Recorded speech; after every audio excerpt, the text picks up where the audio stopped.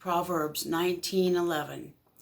The discretion of a man makes him slow to anger, and his glory is to overlook transgressions.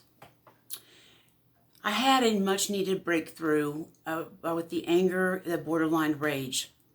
Who am I trying to fool? It was rage. So, through trial and error, much error, the Lord helped me stumble upon the solution. The process started with self-honesty. I had to get honest with myself about the anger and rage that had been such a huge part of me for decades. It wasn't about being a good Christian or a bad one. It was about being human. I kept running over and over in my mind who and why I was so angry and mad and rageful. That's not where the solution was, nor the key. After self-honesty, I had to get other honest. I had to humble myself and tell others how angry I was. I detested that with a passion. I did not want to admit to others that I was so angry. How was that going to look? How was that going to reflect on my Christian walk?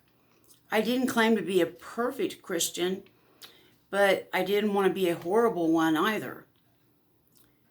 But to be perfectly honest, a perfect Christian is human with all the frailties that go along with that condition, and the strengths, honesty, and humility as well.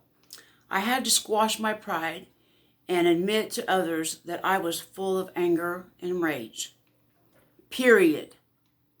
Then, after those two hard steps, I prayed for those I was angry with and prayed to forgive them. Wow, how is that even possible? Well, it wasn't so hard since I set myself to do it, since I'd made my mind up to heal, and I just did it.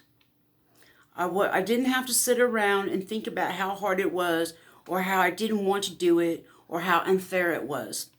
I discovered that I could change my mind right then and there and say to myself that it was not that hard to pray for people and to forgive them, and forgive the ones I was angry with. Period. After all these steps, then I got the breakthrough, which meant that there came peace and the heaviness of the rage left my soul.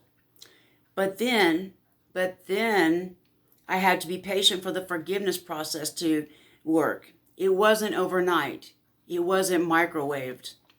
It had taken years to develop this deep-seated resentments, so it was going to take time to unseed them.